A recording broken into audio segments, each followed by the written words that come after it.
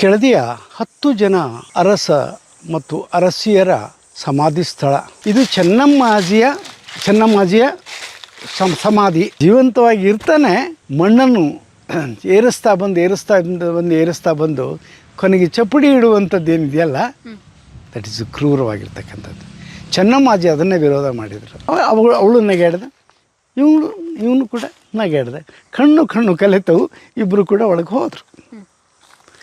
ಇವನು ತಾನು ಎಲ್ಲಿಂದ ಬಂದಿದ್ದೀನಿ ಅಂತ ಮರ್ತು ಹೋಗ್ಬೇಕಾ? ತಂದೆ ತಾಯಿ ಇಲ್ಲಿ ಕಾಯ್ತಾ ಇದ್ದಾರೆ, ತನಗೊಂದು ಹೆಂಡತಿ ಇದೆ ಅಂತನ್ನುವಂಥದ್ದು ಕಾಯ್ತಾ ಇದೆ.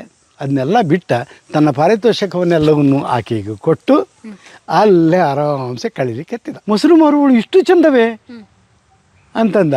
ಅವಳು ಹೇಳ್ತಾ ಇದ್ದಾಳೆ, ನೀವು ಎಲ್ಲೇ ಹಾಕು ಅಂತ ಕೊಂಬಿಟ್ಟ ವೇಷ ಹೇಳ್ತಾ ಇದ್ದಾಳೆ. ಇವನು ಕೇಳ್ತಾ ಇಲ್ಲ.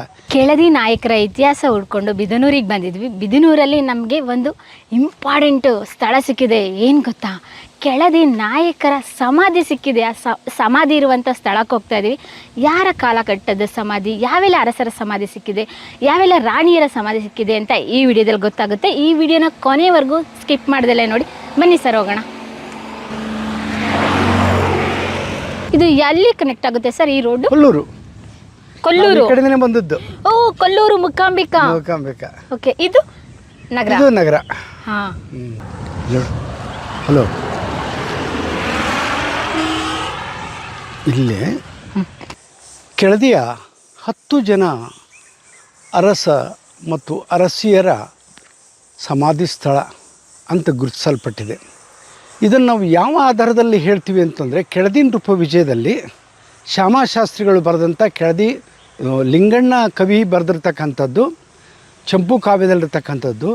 ಅದನ್ನು ಶ್ಯಾಮಶಾಸ್ತ್ರಿಗಳು ತಮ್ಮದೇ ಆದಂಥ ಒಂದು ಶೈಲಿಯಲ್ಲಿ ತಿಳಿಸಿ ಆ ಮೂಲಕವಾಗಿ ನಮಗೆ ಹೇಳ್ತಾರೆ, ಇಲ್ಲೇ ಕೊಪ್ಪಲು ಮಠದಲ್ಲಿ ಅಥವಾ ಹಳೆ ಮಠದಲ್ಲಿ ಸಮಾಧಿ ಮಾಡಿದರು. ಪ್ರತಿಯೊಂದು ಸಲ ಆ ಅರಸರ ಬಗ್ಗೆ ವಿವರಣೆ ಕೊಟ್ಟು ಲಾಸ್ಟಿಗೆ ಆಗುವಾಗ ಅವರು ಹೇಳ್ತಾರೆ, ಇಂಥಲ್ಲಿ ನಾವು ಅಂದರೆ ಕೊಪ್ಪಲು ಮಠದಲ್ಲಿ ಹಳೆ ಮಠದಲ್ಲಿ ನಾವು ಸಮಾಧಿ ಮಾಡಿದೆವು ಅಂತ ಹೇಳ್ಕೊಂಡು ಹೇಳ್ತಾರೆ.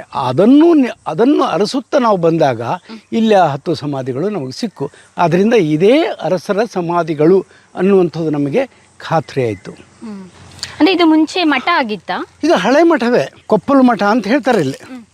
ಇಲ್ಲೇ ಬಂತದು ಕೊಪ್ಪಲು ಮಠ. ಈ ಕೊಪ್ಪಲು ಮಠದ ಜಾಗವೇ ಇದು. ಹಳೆ ಮಠನು ಅಂತ ಅಂತಾರೆ, ಕೊಪ್ಪಲು ಮಠನು ಅಂತ ಅಂತಾರೆ. ಇಲ್ಲೇ ಬಂತು ಕೆಳಗೆ ಮಠ.